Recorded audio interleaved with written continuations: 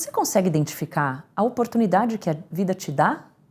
Será que nós conseguimos efetivamente enxergarmos isso ao nosso redor? Esse será o nosso estudo de hoje. Estamos estudando o Evangelho por Emmanuel, Mateus ainda, capítulo 5, versículo 2. E assim ele fala: e abrindo a sua boca os ensinava. Quem abria a sua boca? Jesus. Jesus, sempre que abriu a boca dele, foi para trazer um ensinamento. Isso é fantástico. E Emmanuel, em mais um comentário excelente, ele intitula Auxílio Eficiente. Eu poderia dizer que esse nosso estudo de hoje é um chamamento ao trabalho. Vai ser uma reflexão, efetivamente, do que nós podemos fazer com as oportunidades que a vida nos dá. E será que usamos isso? Vamos lá. O homem que se distancia da multidão raramente assume posição digna à frente dela. Quão próximos nós estamos da multidão? Será que nós estamos?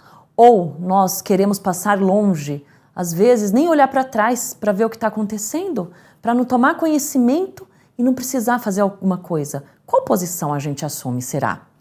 Em geral, quem recebe autoridade cogita de encastelar-se em zona superior. Aquelas pessoas que têm autoridade, em regra, a autoridade ela vem para um benefício. Ela não vem para um benefício pessoal, ela vem para um benefício coletivo.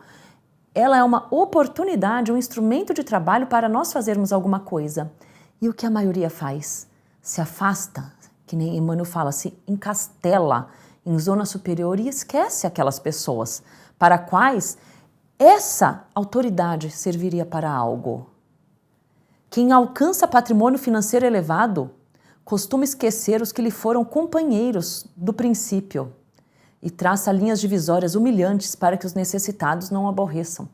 Quantas pessoas nós conhecemos que, através do trabalho honesto, conseguiram melhorar a vida, conseguiram atingir um patrimônio que hoje traz segurança para eles e esqueceram da origem deles, esqueceram daquelas pessoas que fizeram parte, seja da infância, seja da adolescência, do momento dos estudos, daqueles trabalhos iniciais.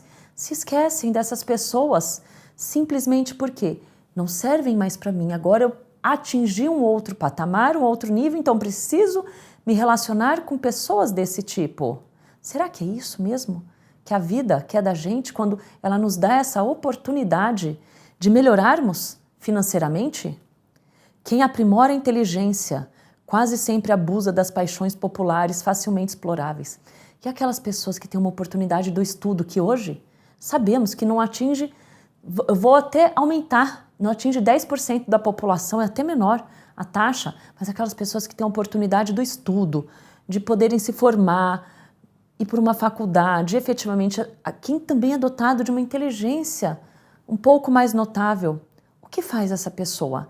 Ela auxilia ou ela abusa das paixões da população? O que será que as pessoas estão fazendo? Hoje a gente vê isso através das mídias sociais. Muitas pessoas acabam manipulando os outros através das mídias sociais. Às vezes nem de uma forma que seja tão direta, nem porque eles queiram assim, mas acaba acontecendo isso. E a massa, na maioria das regiões do mundo, prossegue relegada a si própria.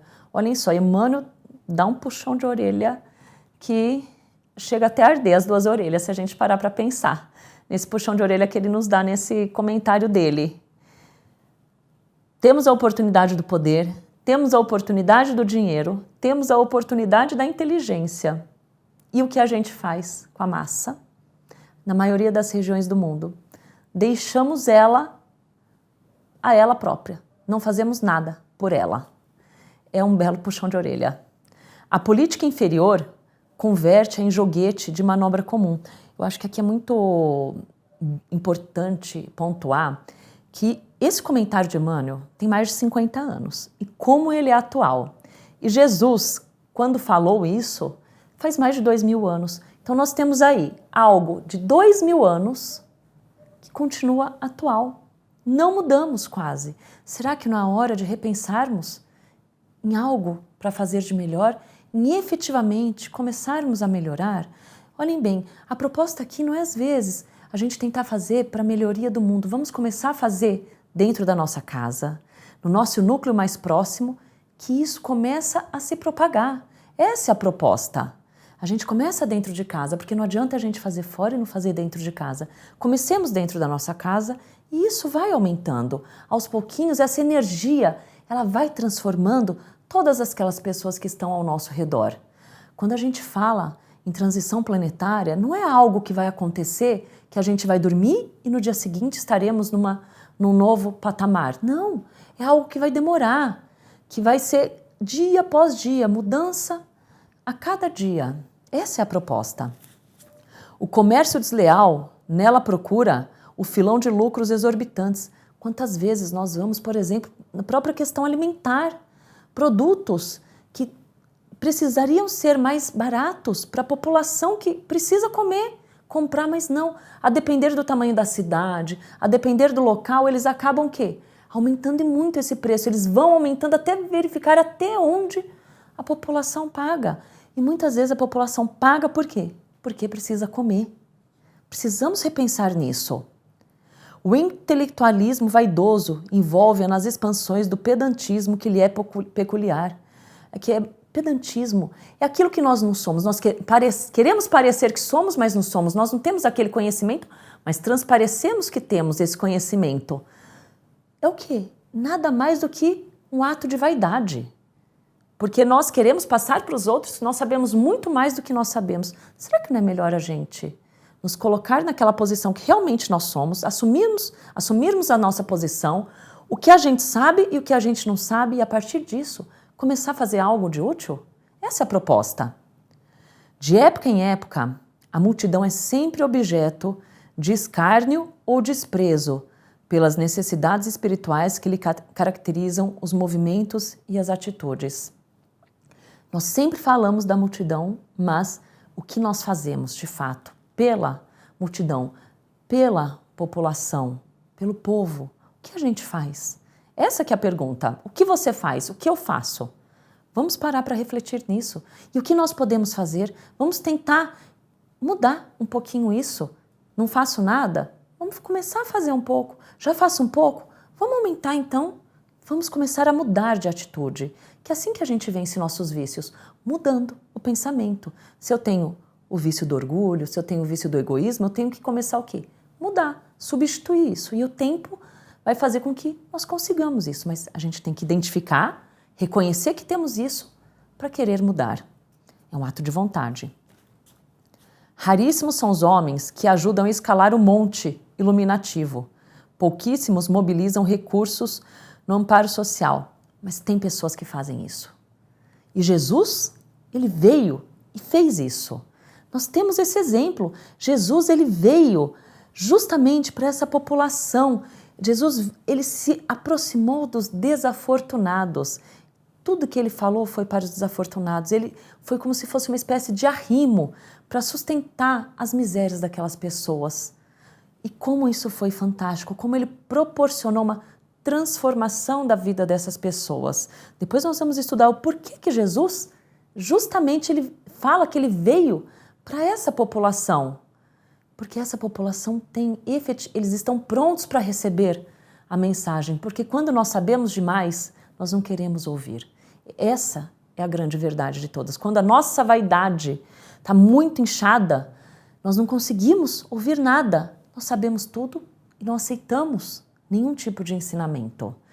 Então, Emmanuel dá efetivamente esse puxão de orelha em nós, na nossa vaidade, no nosso orgulho, na nossa ganância, porque tudo isso que ele fala aqui, na verdade, se pararmos para resumir, é um ato de ganância, é um ato de orgulho da nossa parte. E temos ainda isso, ok? Estamos aqui para melhorar, estamos aqui para fazer a nossa melhoria, mas precisamos querer começar, inclusive e principalmente dentro de casa, com os nossos mais próximos. Jesus, porém, traçou o programa desejável. Graças a Deus, Jesus, ele deu rumo para nós que não queremos olhar. Instituindo auxílio eficiente. Observando que os filhos do povo se aproximavam dele, Jesus começou a ensinar-lhes o caminho reto, dando-nos a perceber que a obra educativa da multidão Desafios religiosos e cientistas em todos os tempos. Instruir é fácil. Nós não estamos falando aqui de instrução. Nós estamos falando de educação, que é algo muito maior. A gente ensinar o português, a gente ensinar matemática, a história, a geografia, é fácil. Mas e a educação? Ensinar as pessoas a desenvolverem seus potenciais enquanto filhos de Deus. Isso é a proposta de Jesus. Ele é algo muito mais profundo do que simplesmente uma instrução. Quem se honra, pois, de servir a Jesus, imite-lhe o exemplo. Ajude o irmão mais próximo a dignificar a vida, a edificar-se pelo trabalho sadio e a sentir-se melhor. Vamos começar a fazer isso? O que vocês acham? Vamos começar fazendo dentro de casa, no nosso trabalho, no nosso círculo de amigos? Vamos dar o nosso primeiro passo? Se você gostou, se inscreva no nosso canal, nos siga nas redes sociais e responda através dos nossos canais o que a gente pode fazer para começar, para dar esse primeiro passo. Até a próxima!